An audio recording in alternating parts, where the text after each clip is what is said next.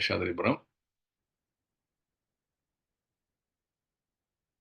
So now today we are discussing 6th chapter Dhyāna-yoga, verse number 13 and 14. We'll chant the verse. Samam kaya shirogrivam dharayan achalam stiraha samprekshya nasikhagram swam dishas chana chanavalokayan prasannatma vigatha bir brahmachari vrite stitaha manah samyamya machitto yukta asita matparaha. Translation. One should hold one's body, neck, and head erect in a straight line and stare steadily at the tip of the nose. Thus, with an unagitated, subdued mind, devoid of fear, completely free from sex life, one should meditate upon me within the heart and make me the ultimate goal of life.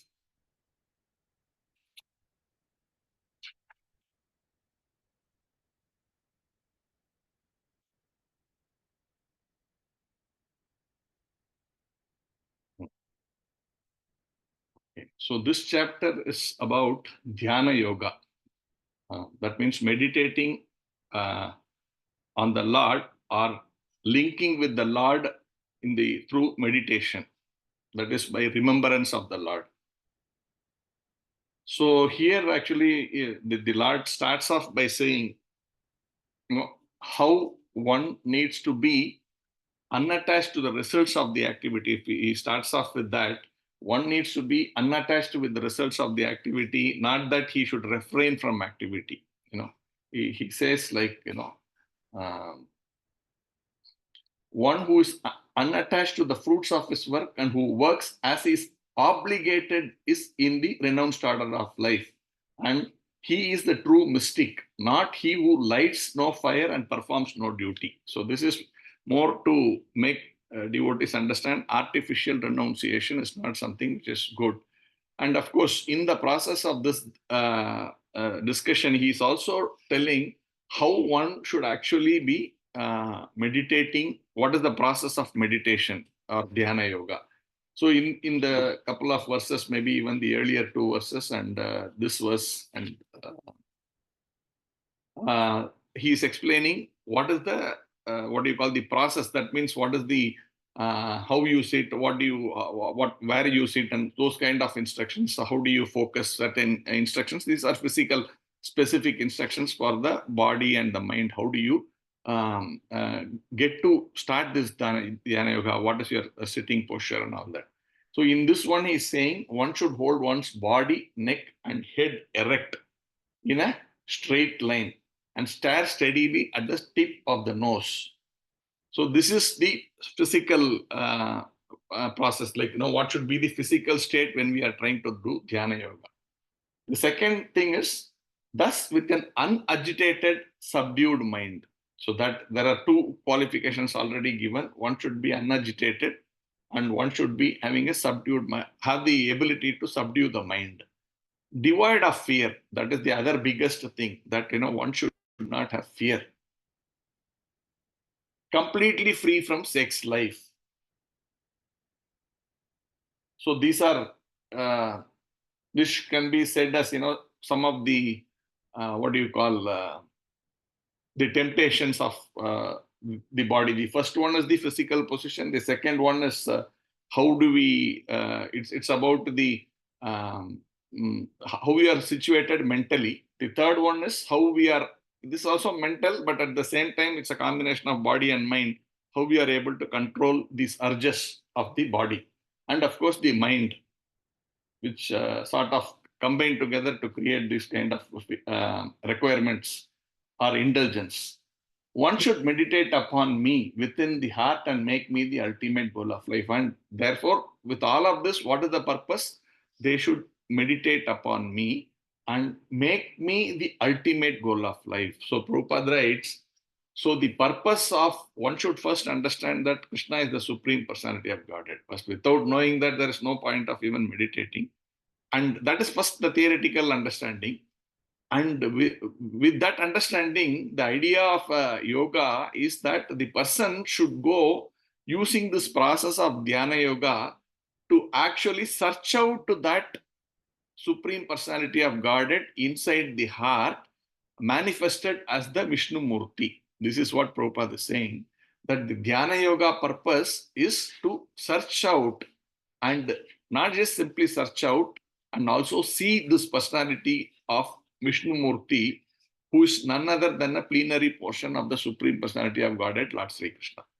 So the objective of this Dhyana Yoga can be nothing other than the desire to see this Vishnu Murti in the four-handed form. And it is already clarified where he is available. He is available inside, in the region of the heart. And Prabhupada has also given, he is in a standing position in the region of the heart. So this Dhyana Yogi's one and only objective has to be to search out and see, take darshan, physical darshan of the Supreme Personality of Godhead in the Vishnu Murti form. And Prabhupada is actually trying to relate this back to the kind of yoga that we, so-called yoga that we practice in today's world. And says, anyone has any other objective other than seeing this Vishnu Murti, other than the objective of seeing this Vishnu Murti, is basically wasting his time. So this is a very clear statement made by Prabhupada.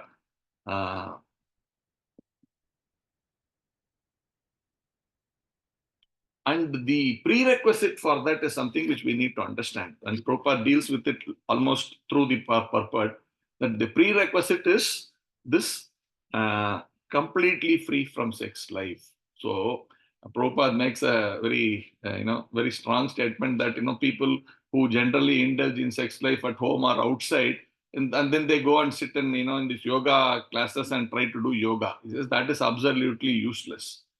The first prerequisite before you sit in yoga is we should be out of this desire and also in the indulgence in sex life. If that is not there, then this is only a show business that, I am doing Dhyana Yoga, even night or whatever day. It also says whatever time, place, like that it's mentioning. So anytime, the person. But here people are indulging and then they are just going and saying, I'm doing yoga. And most of them get up and go like that only in the morning, right? They don't even take a bath. They come back and take a bath. So it is like, you can't even relate to all these things if you really understand what is what. So that is being talked by Prabhupada. It is not simply about sex life alone. That is considered as the topmost of the sense gratification. There are different levels of sense gratification, controlling the tongue, controlling the eyes, controlling the nose, controlling the touch, sense of touch, everything, and even in the mind, intelligence, and false ego. Everywhere we are actually going into sense gratifications, small things to big things. But all of this is the highest of the sense gratification is the sex life. So it is not simply to say, okay, I am now devoid of sex life, but therefore am I qualified? Yes, it is a big thing, but you have to also introspect whether you are actually devoid of material desires. In that sense, that this is the epitome of material desires, and below that many layers are there, and therefore we should be actually in a position that we are also aware that we are not attached to any other material desires also. Because Prabhupada writes there also, he's saying, one has to practice controlling the mind and avoiding all kinds of sense gratification, of which sex life is the chief. And then how do you achieve this thing? It's not again artificial, right? Today's world, particularly today's world, the mind is a sitting thing. When the eye sees something, then it starts meditating on that one actually, and then the desires become lust. It develops so much into the whole thing. And today, the environment where we are in, where there is a complete mixture of men and women in every sphere of life, right from LKG to whatever, PhD, from a school environment where people spend 8 to 10 hours. Children spend 8 to 10 hours, and grown-ups also spend, or in office where there is a complete mix of both men and women. And wherever you go, outside also, you see everywhere, in the bus, in the posters, wherever you see, there is always this attraction for the opposite sex. So it is very difficult. It's while one may say so many things, but there are also the people's behavior, the people how they dress. So many things come into play.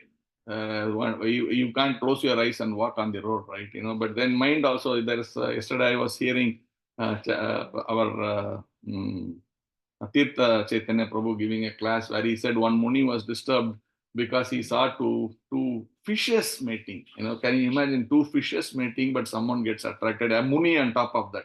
And then he loses his control of his thing, and his yoga practice is actually gone for a toss. So this is so difficult, and in this modern world, how is it that people can actually completely abstain this one? So there was a system available in earlier days when Prabhupada is talking about that, and before that he's quoting Yajna Vakya. There's a statement by a sage called Yajna Vakya, and he's quoting this verse: Karmana manasa vacha sarva vastushu sarvada sarvatra maitunatyago brahmacharyam prachakshate. And the translation is, the vow of brahmacharya is meant to help one completely abstain from sex indulgence in work, words, and mind at all times, under all circumstances, and in all places. Actually, this is what I was referring in the earlier one. It is not there in that particular verse 13, 14 that we are discussing, but that is here in this Yajna Valkya. So how can someone abstain from in work, words, and mind at all times, under all circumstances, and in all places? So this, how do we control? That is the question. And what is the practical processes that they are trained from the very young age, before they even understand what this thing is. So at around 5 years of age, the boys are actually sent to Gurukul under the guidance of the spiritual master, and they are strictly where they are not exposed to any of the temptations, any of the things which can agitate the mind, and there they are strictly trained to lead a celibate life.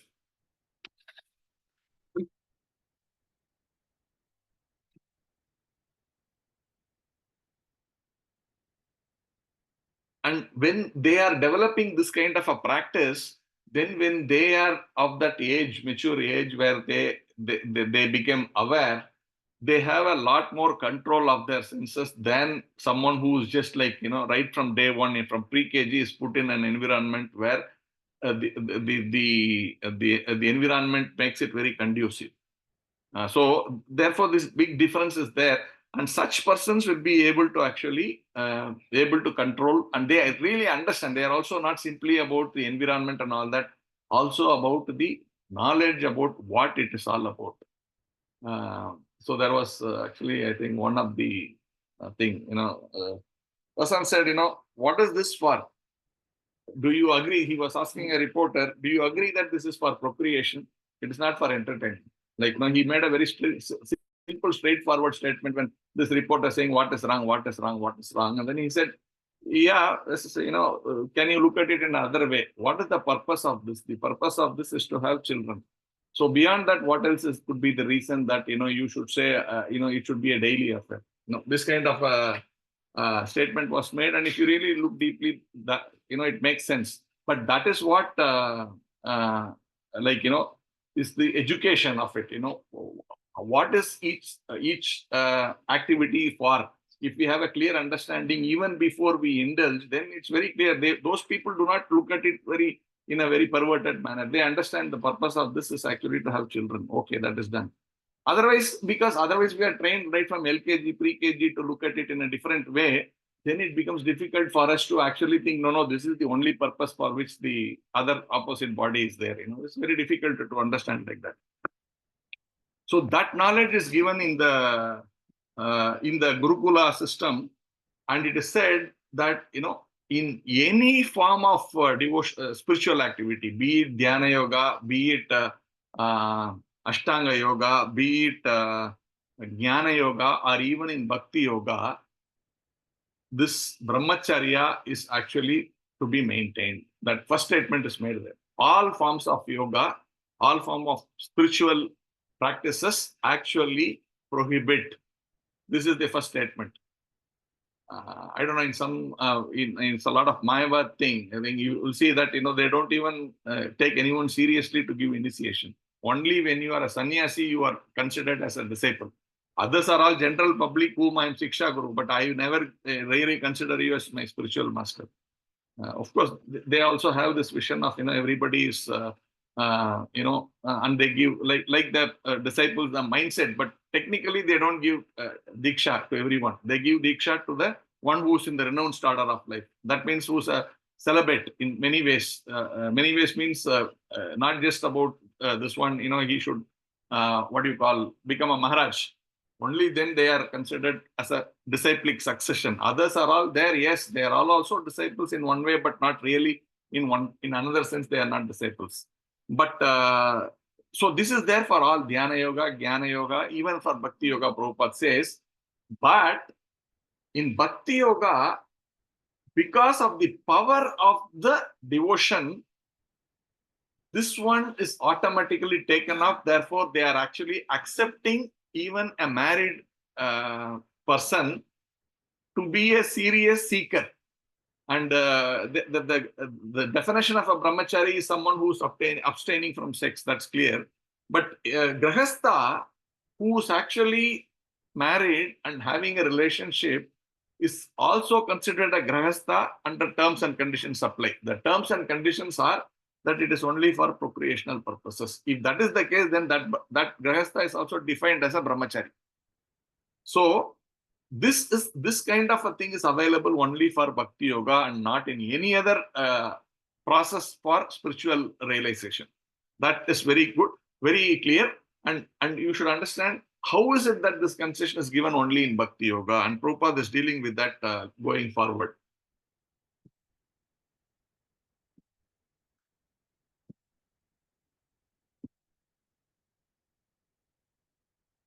Prabhupada's words are very nice, say. A householder brahmachari is allowed controlled sex life because the cult of Bhakti yoga is so powerful that one automatically loses sexual attraction. And why so? Being engaged in the superior service of the Lord. That is the catching point. Even here in this verse, which we are discussing, 13 and 14, if you see the last line, Yukta Asita Mat Paraha. What is the meaning of that? Yukta, the actual yogi, Asita, should sit. Mat, me, Paraha, the ultimate goal. We saw that, right? Should meditate upon me within the heart and make me the ultimate goal of life. Actually, earlier also in second chapter, there's another verse where it talks about Mat Paraha. That means you divert all other distractions that you have on me. Once you divert on me, what happens is the higher taste develops. We see that, right? I many times quote this example. See, there's a beggar. Take this example. There's a beggar. These days, I don't know. We earlier days they used to come home with a bowl, and many people will evenings, like late evening, then whatever leftover food they will give to that beggar. And mostly it is stale food, right? Like this. But that person is whenever, even if he gets a little of this thing, mostly it'll all get mixed up. They won't give in separate dishes like that. They will mix up. He also won't have many dishes to carry. He will somehow adjust it, make some small paste in there. As you put the sambar there, you put the curry there, like this. Everything will get mixed up. And he's happy eating that. Now you call that fellow one day and say, okay, now you come inside the home. I will have a nice plate for you, and I will serve you hot, nice food. Now that fellow, you give him like this for a few days, like say a week. You give him every day he comes, you give him a nice plate and all the nice dishes you make and give him. After 7 days, the 8th day you say when he comes, you say you stand outside there, where is your bowl? and then put all the stale food inside that, he will say, what is this? Well, I mean, whether he says that, and if he says nothing doing this, all I can give, then in his mind, earlier he was relishing this food that you gave. Now he will say, what is this? This food, how I can eat this? Because he has experienced higher taste. Materially, I'm giving a very rough example, but you can relate to this, and you can extend this to many cases. Like for example, when we are child, we get a bicycle, we are so happy driving it. But a little further on down the college time, then if my desire goes to a bike or something. At that time, if I give him a cycle, he says, hey, what is this? Who will use this cycle? You should see how people are coming, they are coming in BMW motorcycles. I don't even have a simple two-wheeler like that. So the idea is you lose taste for something lower when you get a higher taste. So that is what Krishna is telling. This is practical.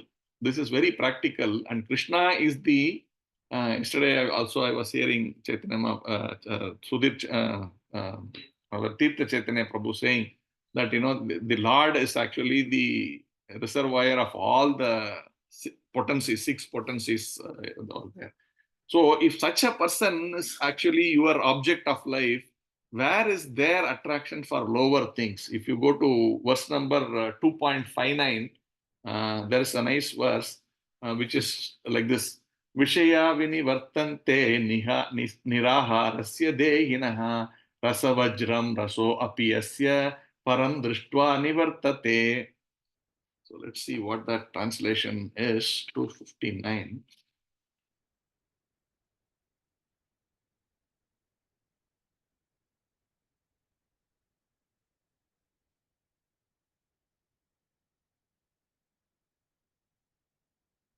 Though the embodied soul may be restricted from sense enjoyment, the taste for sense enjoyment remains, sense objects remains.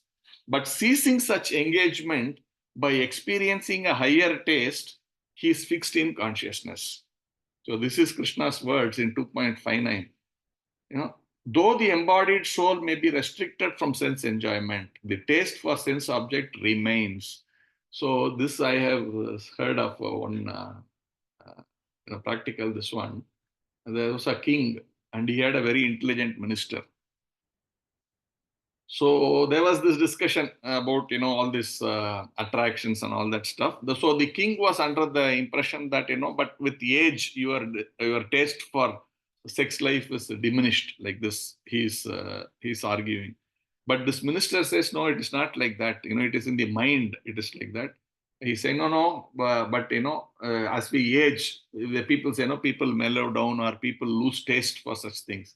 He says, no, it is not because of the mind. Maybe it is because of the body's inability to act that he is not able to indulge in activities. But otherwise, he is actually, the taste is remaining there in the head. No, I don't agree. So this argument goes on between the king and the minister. Then the minister says, okay, I will demonstrate this to you. We can keep on arguing till the cows come home, but we need to see practically this one. So I will demonstrate this to you. He says that okay, and then that discussion ends. Then the minister calls his sipais and says, "Go search out in our kingdom quickly. Is there anyone in the deathbed? Right? Is anyone, some old man who's in the deathbed? You let me know." So he says, they find out and say, yes, one guy is there. He's quite old. He's like, in his 80s or 90s, and he's in his deathbed. So then the minister quickly says to the king, we need to go out and I want you to bring your daughter. And that daughter is a very beautiful princess. So I want you to bring this daughter and we will go out. He says, where? No, you just come with me. We were discussing this. I want to prove that now. You come with me. So they both go there. I don't know if it is Chanakya or one of those I think it's okay, Akbar Birbal story. So, of course, we can always take lessons which are good anywhere. It doesn't matter whether it's Akbar or Birbal or who. So they go out there and he says, now as we go in, let your daughter be seen very clearly and you watch the man where you just observe the man very closely. Be very careful while you watch. So as they walk in, the king is coming, the king, the Chakravarti is coming, and this old man is in his deathbed, and they enter and they see the king, and then immediately the old man's eye drifts to the beautiful girl next to him. And both of them clearly observe this, and they are just watching, he's just watching this girl. Uh, I mean, so many times it is very apparent. We also see many people, wherever it is, they just keep gazing, and then, my eye gets fixed up in somewhere else. So this is very natural instinct that whether you are old or young or whatever, this natural tendency is there ingrained inside the brain. And therefore, Krishna is saying, you may restrict it, but the taste for sense object remains. Then how do you manage this? But ceasing such engagement by experiencing a higher taste, he is fixed in consciousness. Very clear. This higher taste is what we are talking about. How do we take this higher taste? First, we need to understand what is higher taste. And of course, it is there. Prabhupada writes elsewhere, how do you know someone is actually satisfied in bhakti? So, for example, when you are hungry, Prabhupada says, how do you know the person is actually now not hungry? Then he automatically, it's not like taught, you don't teach someone how that hunger is satisfied, right? Of course, when you eat, that is there. But that feeling automatically becomes changed like that. So this bhakti is also we can keep on saying so many things. Technically, this is what it is, that is what it is. But one can actually experience, when you are in a devotional activity, then you feel a sense of inside happiness, right? When you hear a class, or when you are in a abhishekam, or when you are taking darshan of the deities, or when you are serving some other devotees, this kind of something comes in the heart which makes you feel so light, so happy, which we can't really explain. What is there here? I see an abhishek, some two deities are performed abhishekam. So what? But why are devotees going so enthusiastic, and the kirtan goes to the highest peak? Where is it coming from? If you really look at it, that is coming from the depth of the heart, because this satisfaction is coming from internally, and that is the experience. And so once we are able to experience this more and more, naturally we drop all our basic senses. We all know sometimes, many of us, we like to hear songs, film songs and things like that. But as we start hearing kirtan more and more, that's the attraction for the film song just goes away. Even if you hear the same song which you would have died for earlier, they don't feel like, oh, okay, I don't know. Sometimes you even feel repulsive. Oh, why for this one I have been, going head over heels for so many years like that. We feel like that. So this is all actual practical examples. So that is there. So when you develop this higher taste, the lower taste goes, and therefore in Bhakti Yoga, this principle is available. But in all the other yogas, it is artificial renunciation. So Prabhupada writes in the 2.59, he says, it's like, when a patient is actually put in a hospital, he is given some restrictions. You should not eat that, you should not eat that, you should not eat that. Because of that minimum situation, that person is restricted from eating that. But the minute he is out of that thing, he will go rushing to eat. You can see many people take up vow for 40 days, then they will grow beard, they will not wear chappal, they will grow their hair, they will not cut their nails on all 40 days. Then they go take darshan. And then the minute they come down, first they stop in the meat shop. Oh, I have not eaten for 40 days. I believe in one of the, like the spiritual places there, on the left side is all devotional activity, and the right side is all these kind of stuff like meat shop and things like that. So while going, the right side is always empty. But if you see, while coming down, the right side is all fully occupied, the left side is all empty. So the shops of, the devotional shops are empty. In the right side, all these indulgence, like, the meat and all that stuff are all very heavily crowded. So this is going on. You can restrict it for some time, but we again fall back into the trap. And that's why Prabhupada is writing, the patient, however, neither likes such restrictions nor loses his taste for eatables. Similarly, sense restrictions by some spiritual processes like Ashtanga Yoga in the matter of Yama, Niyama, Asana, Pranayama, Pratyahara, Dharana, Dhyana, etc. is recommended for less intelligent person who have no better knowledge. But one who has tasted the beauty of the Supreme Lord Krishna in the course of his advancement in Krishna consciousness no longer has a taste for dead material things. So therefore, restrictions are there for the less intelligent neophyte in the spiritual advancement of life. But such restrictions are only good until one actually has a taste of Krishna consciousness. When one is actually Krishna conscious, he automatically loses his taste for pale things. So in our verse, the last section is called where he's saying, no, loses fear. Prabhupada also talks about that. Vigata bihi. So how can you be fearless? Fearless means in every aspect, fear for the body, fear for our existence, with the mind, fear of other persons, everything. And that can happen because you are completely in the shelter of the Supreme Personality of Godhead.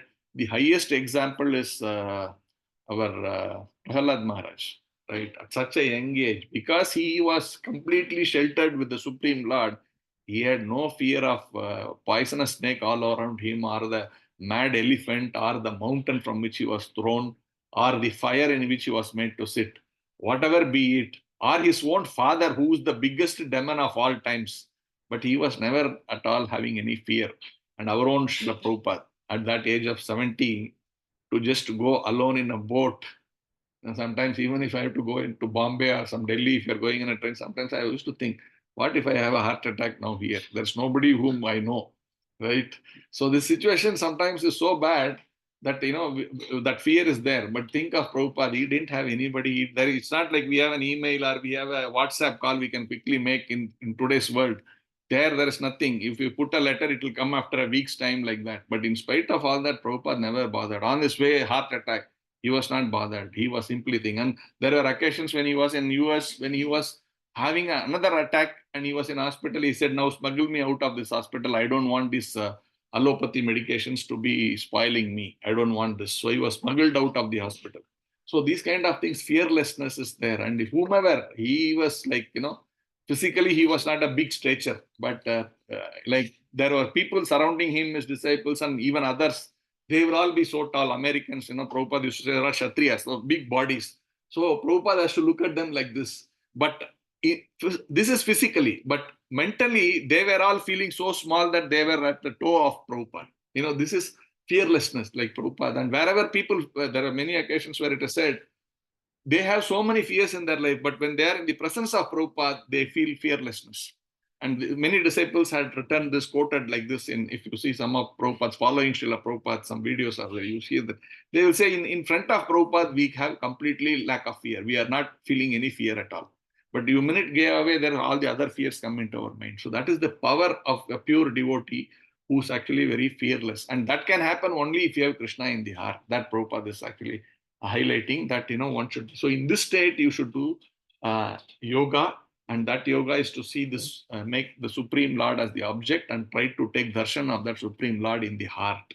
So this is, okay, so Dhyāna-yoga is an authorized process, but somewhere we also need to see the practical application of that in today's context, because, we have to see in relation to the situation whether it is possible to do such things. So sometimes we come to the conclusion it is not practically possible in Kali Yuga. Bhakti Yoga is a more authorized and simple way, and it's easier and it gives you the highest benefit. So I stop here, and if there are any questions, comments, we can take. Hare Krishna.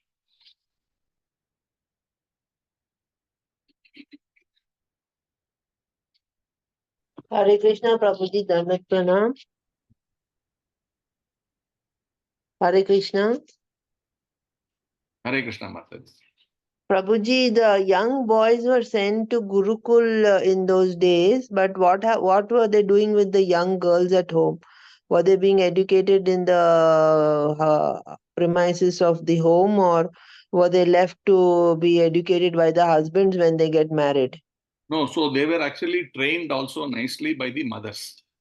So you see, there are two aspects. Even today, Mataji, if you really see, they are talking about vocational training, right? It's not that everybody should become a horse or a donkey. So each one has their own, tastes in life and their own skills and abilities like that. So those days they give practicality to that one, and that is how, you know, the child's, what is his nature, they study that and accordingly give. Similarly, even the girls, they are trained by the mothers and the women in the community. And the lines were very clearly demarcated. Like, it's not that, you know, oh, you are a girl, you should do only this cooking, or you should do only, men also cooked those days. Nala and all were the greatest to cook those days. So it's not about, like, you know, this is for this kind of person. It's not like that. It is this kind of a demarcation helps the family to run properly. Like, you know, if the women is taking care of the internal things, hard work with physical body, men have, you go out and do all that hard work. But women more mental, so they can take care of children, they can take care of emotions in the house. How can they deal? So there is a nice atmosphere. That is how the system was made. And the girls were trained at home to actually take up some of these services. So they don't need to go out and learn the survival skills of how to make money, right? And ultimately, it's about what do you call resources, how to make living, how to make money so that we can make a living. That job was left to the men body, and therefore they were trained outside. But the women or the girls are trained inside by the mothers and the local community women. So that is happening. And what about reading scriptures? So that one comes initially, the father is there, right? So the father is also a trained man, and he's there, he's taking care of the entire family. And it's like, you know, it's not like now, at least in ISKCON, if you see, we have morning Bhagavad-gītā classes, Bhagavatam classes. There, it is there every day, morning and evenings. So that training is already given by the father. And later, naturally, the husband is a trained person also, and he will also be. So many times you will see the wife will be a disciple of the husband only. It is natural. Like, you know. She'll be helping in the devotional service, so what simultaneously she'll be learning it. Yeah, she will be learning, but already she has got a wonderful culture because her father has trained her. Okay. And further training, because all of us need, it's not like I have arrived. I need to keep on training myself till my death. So then the husband and wife together do, and husband is already trained because he has also got more deeper knowledge, more than the father from the spiritual master. So he will give more higher knowledge to the wife. So that way they are together improving, going up in the spiritual life. Okay, Prabhu. Actually, my mother studied in a village, but she used to have a guru who used to come home to teach. So whether they used to appoint such gurus to come home to teach, or no, maybe see 100, 200 years back, so many things were changing. But originally, it is like, you know, the children used parents. to go to Gurukul. Yeah, and the guru and his wife become the parent actually. They more than the actual parents. Like even Krishna, like, you know, he used to be under his spiritual master, and like his wife will take care of these children. So they have many children literally. The mother, that Guru's wife, Guru Patni, is also, there are 6 mothers for everyone. And in that, Guru Patni is one of the mothers. Yes, Prabhuji. 7 mothers, actually, not 6, 7 mothers are there. In that, the Guru Patni is one of the mothers. Yes, Prabhuji. Thank you very much. Thank you. Very good. So if there are no more questions, Prabhu, Sri Hari Prabhu, over to you. Hare Krishna, Prabhu. Thank you very much. Dhanavad pranams to you. Thank you very much, devotees. Hare Krishna. We'll see you tomorrow. Thank you. Hare Krishna, Prabhu. Hare Krishna.